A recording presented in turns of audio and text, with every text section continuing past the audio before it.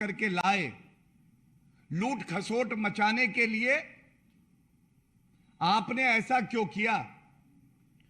तो आबकारी नीति कहती है, सिफारिश जो हुई, इस कमेटी में वरिष्ठ लोग सम्मिलित थे। पहले मैं बताऊंगा कि कमेटी की सिफारिश क्या थी। कमेटी ने कहा जो होलसेल का ठेका होगा L1, यह सरकार अपने पास रखे।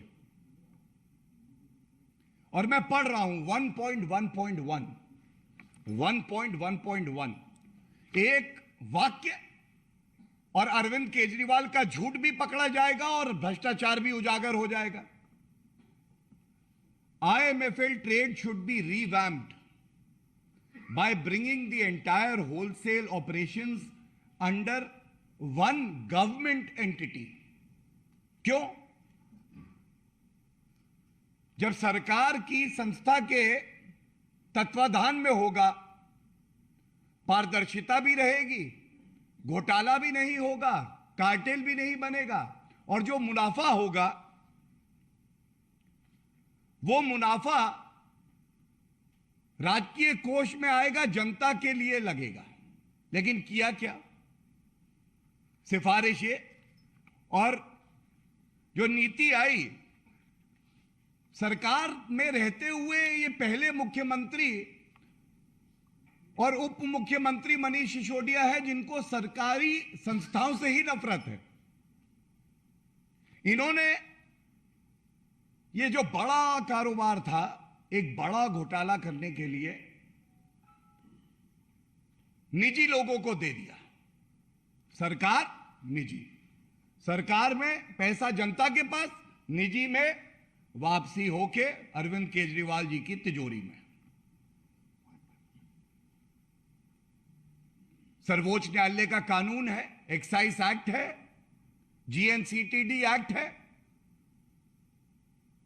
आपने इतना बड़ा उल्लंघन किया। जो सिफारिश थी उसका विपरीत करते हुए कोई टेंडर नहीं, कोई पब्लिक नोटिस नहीं। सर्वोच्च न्यायालय कहता है कि जो संसाधन सरकार के होंगे उसमें सम्मिलित होने का अवसर हर नागरिक को देना होगा। The state largest has to be distributed in a manner which is most beneficial for the people of the country। Arvind Kejriwal ji, मुझे पता है आप ये प्रेस वार्ता देख रहे हैं, आप निरुत्तर हैं। जनता ये पूछ रही है आपने क्यों नहीं कोई पब्लिक नोटिस दिया? क्या ये वाजिब सवाल नहीं है? और सबसे बड़ी बात है, जो कमीशन था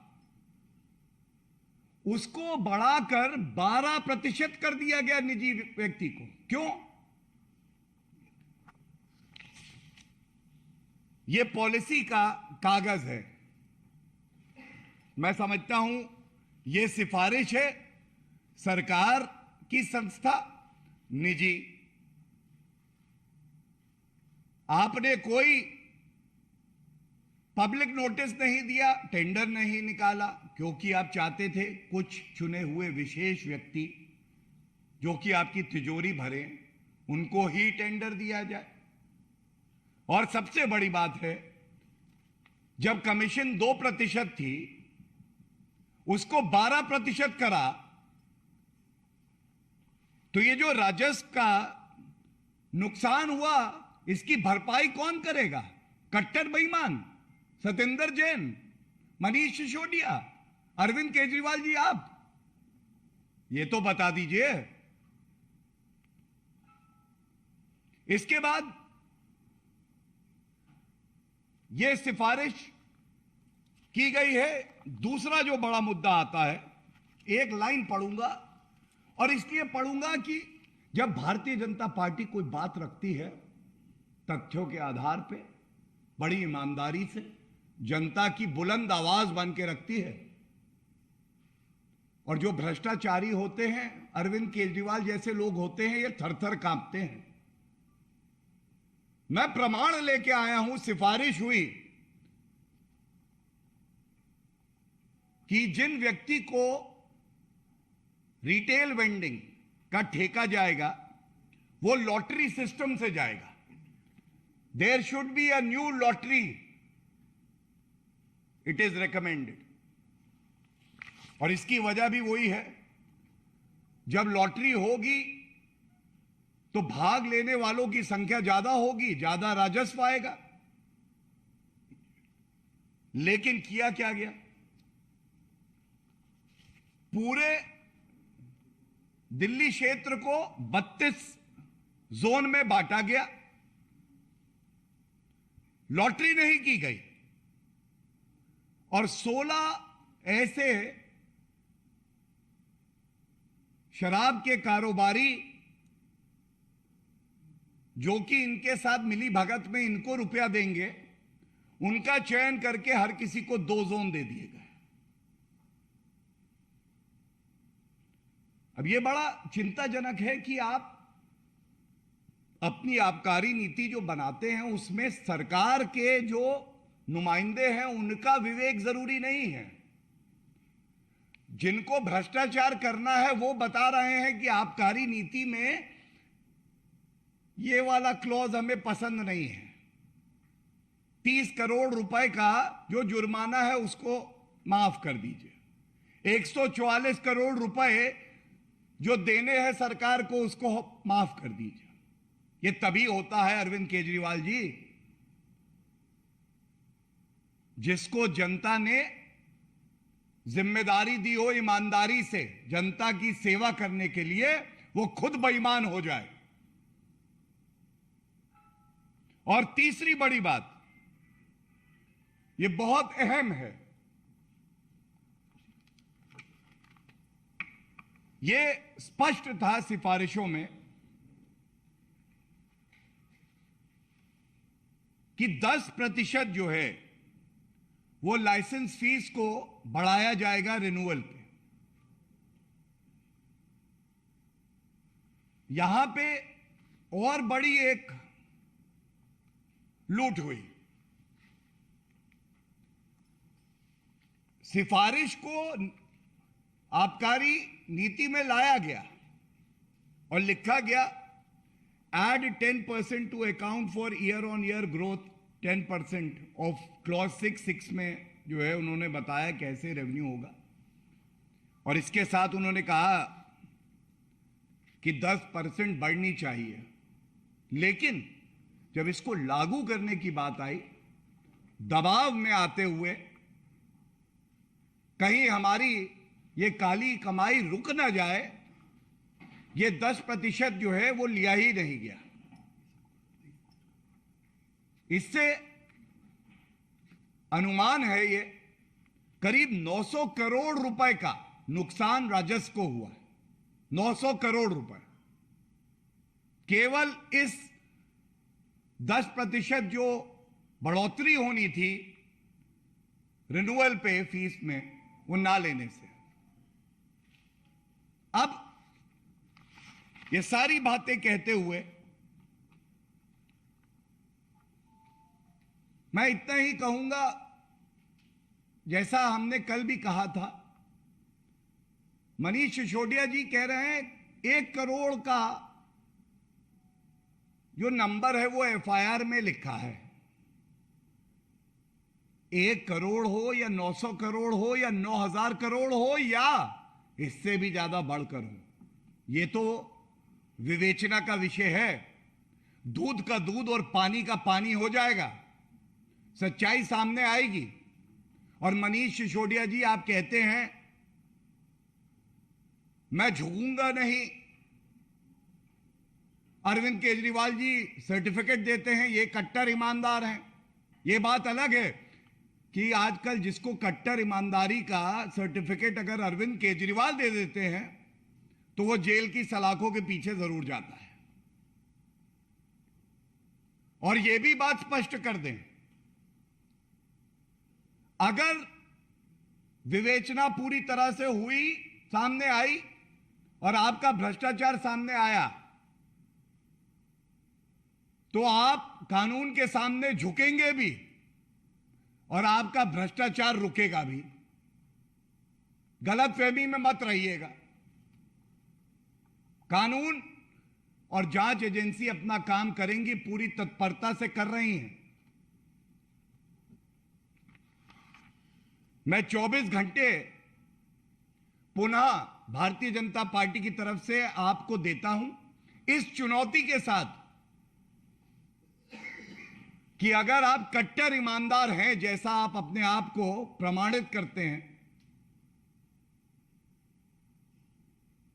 बाहर निकल कर आइए और जो सवाल जनता के हैं उनका उत्तर जरूर दीजिए। और अगर आपको लगता है इन सभी गंभीर आरोपों का उत्तर न्यूयॉर्क टाइम्स का आर्टिकल है और इश्तिहार का बजट बढ़ाकर टिम्बकटू टाइम्स में भी आप एक इश्तिहार दे के बच जाएंगे, तो ऐसा होने वाला नहीं है। सत्य बाहर आएगा जरूर। बहुत बहुत धन्यवाद। मैं प्रेम जी से कहूंगा कि आगे की कार्रवाई करें। आदरणीय रमेश बिदुड़ी जी से आग्रह है कि आपको संबोधित करें।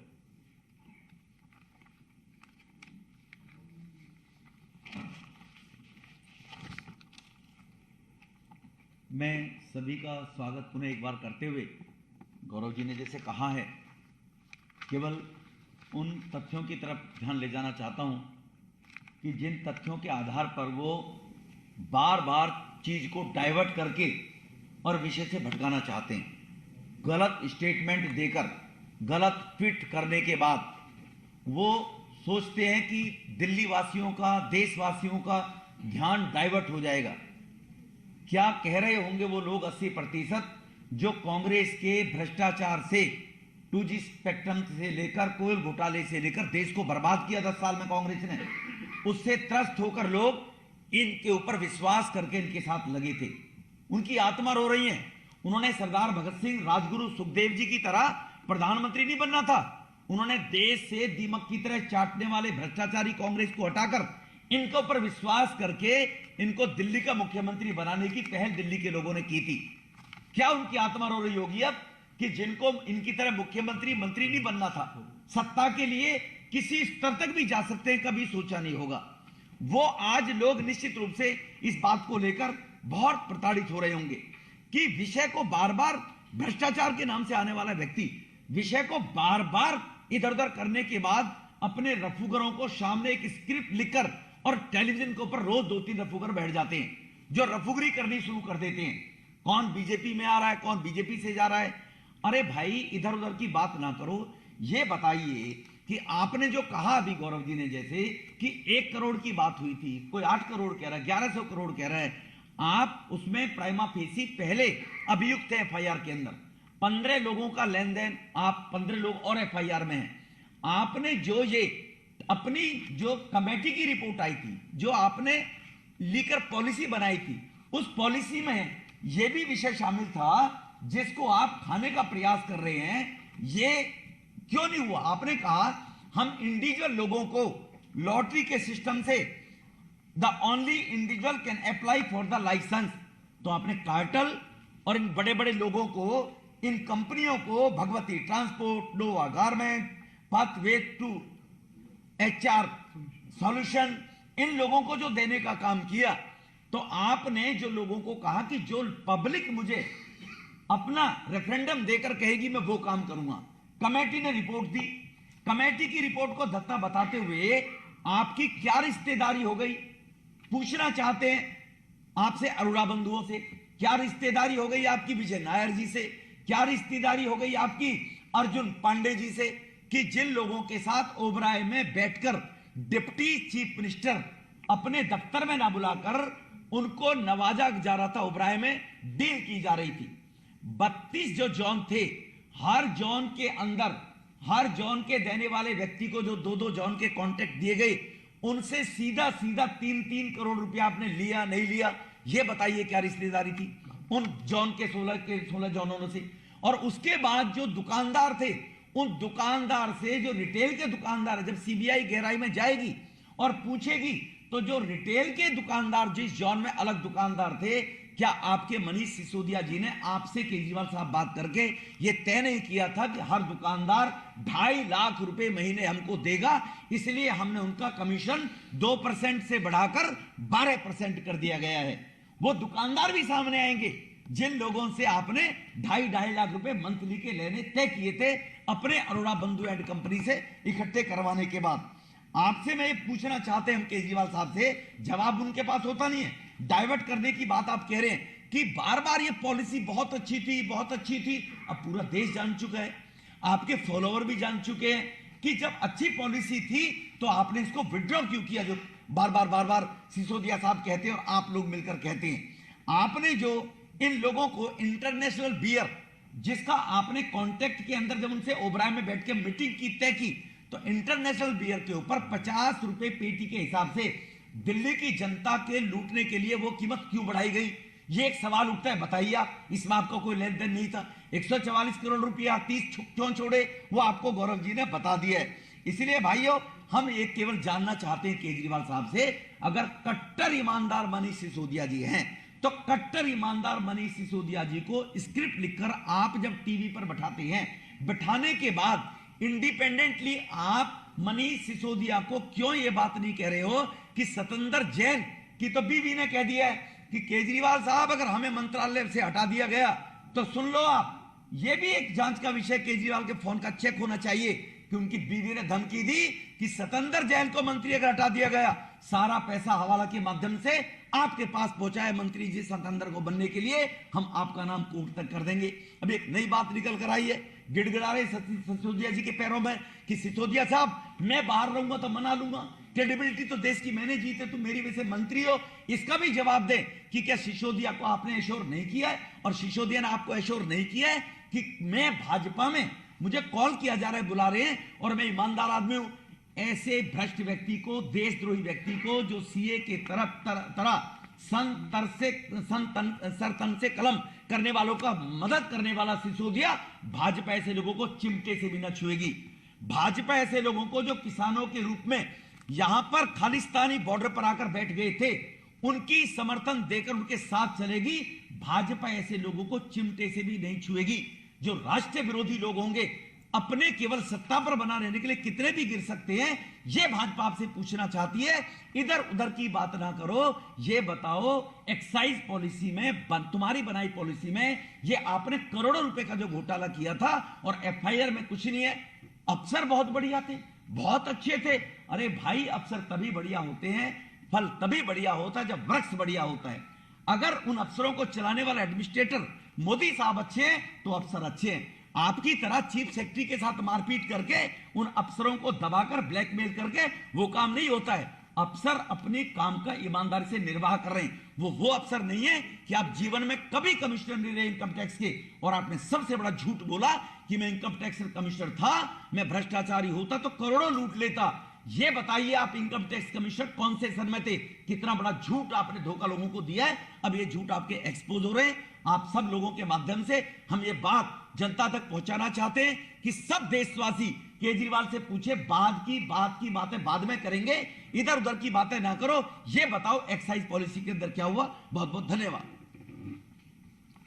आप लोगों के प्रश्न आमंत्रित हैं। गौरव जी, आप लोग बार बार हर रोज अरविंद केजरीवाल से एक्साइज पॉलिसी पर सवाल पूछते हैं। हर रोज उनके प्रवक्ता आते हैं, वो गुजरात की बात करते हैं, वो कहते हैं भ्रष्टाचारियों को बीजेपी ने अपनी पार्टी में लिया है। तो टू दी पॉइंट जो सवाल पूछे जा रहे हैं उसका जवाब नहीं आ रहा, तो आप कैसे ये पूरा का पूरा जो एलिगेशन है वो आप लोग साबित करेंगे, कैसे आगे बढ़ाएंगे? मैं तो आभार व्यक्त करूंगा, आप जैसा वरिष्ठ पत्रकार भी मान रहा है कि हम बार बार जनता की आवाज बन के सवाल पूछ रहे हैं और उधर से उत्तर नहीं आ रहा। और आपने कहा कि कैसे इंसाफ होगा, जनता को इंसाफ मिलेगा। भारतीय जनता पार्टी अपनी संवैधानिक जिम्मेदारी का निर्वाह करेगी और इस देश में न्यायालय है, विवेचना चल रही है, उस पर कोई टिप्पणी करना उचित नहीं है, इसीलिए मैं उस क्षेत्र में नहीं जा रहा। लेकिन कुछ बड़े प्रश्न जरूर उठते हैं। किसी लेख को दिखा देना आपके घोटाले का उत्तर नहीं हो सकता। उस घोटाले को छोटा बता के 1 करोड़ का कह देना एफआईआर में लिखा है उत्तर नहीं हो सकता। दूसरे विधानसभा के चुनाव आ रहे हैं, ये उत्तर नहीं हो सकता। और अरविंद केजरीवाल जी शीशे में खुद को देख के बड़ा नेता समझते हैं। ईश्वर उनको सद्बुद्धि दे, जनता की आंखों से खुद को एक बार देखें तो बहुत बौने मिलेंगे, बहुत बेईमान मिलेंगे और बहुत कायर मिलेंगे, क्योंकि प्रश्नों के उत्तर नहीं दे रहे। और अभी एक सवाल और है, जाति कार्ड भी खेलने की कोशिश की है उन्होंने कहा कि महाराणा प्रताप के वो वंशज हैं और फांसी पर लटका देना, लेकिन वो सर कटा देंगे, हाथ आप लोगों से हाथ मिल जाएंगे। देखिए, मैं ऐसा समझता हूं कि अभी तो बहुत कार्ड खेले जाएंगे। विक्टिम कार्ड भी है, बाकी कार्ड भी हैं, लेकिन ईमानदारी की नीयत से इसी मंच से बार बार ये सवाल पूछेंगे और जो सवाल सामने आएंगे जनता की आवाज बन के हम लोग पूछते रहेंगे। और जब भ्रष्टाचार होता है तो उससे प्रताड़ित हर व्यक्ति होता है। यह भ्रष्टाचार का नया फॉर्मूला आम आदमी पार्टी का हो सकता है, जिसमें वो जात लाएं, धर्म लाएं, विदेशी ताकतें लाएं, लेकिन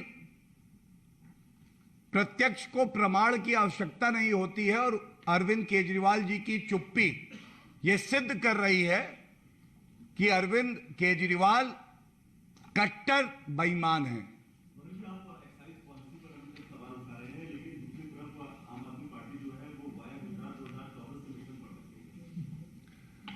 देखिए, जैसा मैंने कहा, आज का जो विषय है वो हमने पुरजोर तरीके से उठाया है और भारतीय जनता पार्टी में ये ताकत है, जब जनता के बीच में जाती है तो जनता का आशीर्वाद पाती है।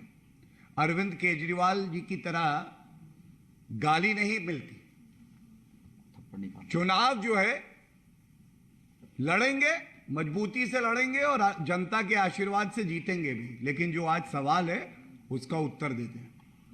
नीरज, बहुत बहुत धन्यवाद। एक नीरज जी का आरोप लगा रही है कि गुजरात और हिमाचल में चुनाव है, इस वजह से ये ईडी और ये सरकारी एजेंसियों का इस्तेमाल किया जा रहा है और ये देखिए, मैंने स्पष्ट किया अभी कि जो मुख्य बिंदु है वो अरविंद केजरीवाल जी का भ्रष्टाचार है और हम उसी पे रहेंगे। और ये राजनीतिक द्वेष की जो आप बात करते हैं, मैं पुनः कहूंगा, राजनीतिक द्वेष है। सत्येंद्र जैन 3 महीने से जेल में है, कट्टर ईमानदार थे। मनीष सिसोदिया के खिलाफ जांच चल रही है। राहुल गांधी, सोनिया गांधी, राजनीतिक द्वेष है लेकिन बेल पे बाहर है। पी चिदम्बरम, कार्ति चिदम्बरम, राजनीतिक द्वेष है लेकिन मामला रद्द नहीं हुआ। और तमाम ऐसे उदाहरण, ये कुछ नहीं है, ये केवल एक संकेत देता है कि अरविंद केजरीवाल के पास हमारे प्रश्नों के कोई उत्तर नहीं है और वो कट्टर बेईमान है। नहीं, उसमें गौरव जी मेरा निवेदन है, अगर वो इसको राजनीतिक द्वेष मानता है तो कह दे कि मनीष सिसोदिया कभी ओबराय नहीं गया, वो कह दे उसका अरोड़ा बंधुओं से, विजय नायर से कोई संबंध नहीं, को जानते ही नहीं है। वो डिनाई कर दे, प्रेस मीडिया में आकर कह दे हम तो जानते नहीं उनको, हम पे झूठे बीजेपी कह रही है और कभी भी हम ओबराय होटल नहीं गए, कभी भी हमारी 10 मीटिंग नहीं हुई। मना कर दे, वो कौन कह रहा है उनसे? क्या लग रहा है कि बस छापे के बाद भी मनीष सिसोदिया को गिरफ्तार हटाया नहीं गया मंत्रिमंडल से, तो क्या लगता है केजरीवाल को डायरेक्ट उनका नाम आ जाएगा? 101% सब इनका मास्टरमाइंड तो केजरीवाल है। ग्रुप ऑफ मिनिस्टर्स बना था, उसमें पहली मीटिंग के अंदर केजरीवाल था, उस मिनट्स को बाहर किया गया। एक नया ग्रुप ऑफ मिनिस्टर बनाया जिसका हेड सिसोदिया को बनाया गया था।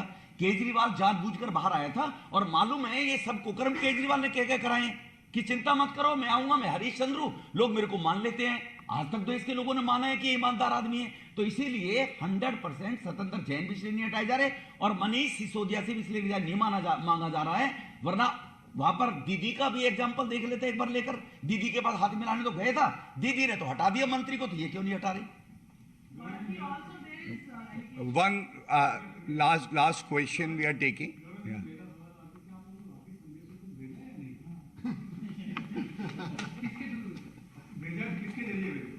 देखिए नीरज जी, आपने जो बात करी है, मैं आज के मुद्दे पर रहते हुए केवल एक बात कह के अंत करूंगा इस प्रेस वार्ता का। अरविंद केजरीवाल जी भ्रष्टाचारी, मनीष सिसोदिया जी भ्रष्टाचारी। कोई परिवार इनको घर में घुसने नहीं देगा। भाजपा जो परिवार है, ये पूरे विश्व का सबसे सम्मानित, सबसे बड़ा परिवार है। तो आप समझ गए होंगे कि मैं क्या कहना चाहता हूं। धन्यवाद।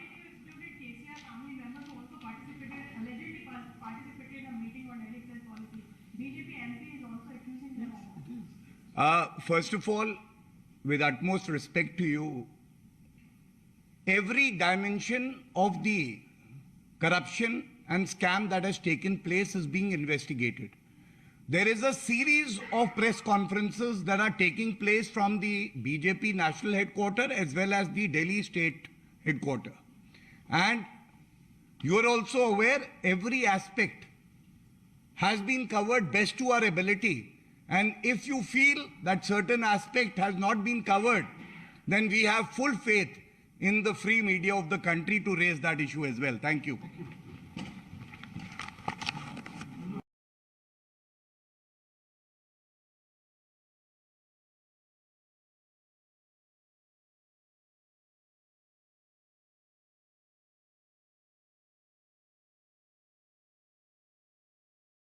लोग सेटल हो जाए, उसके बाद हम 1-2 मिनट में इसे शुरू करेंगे।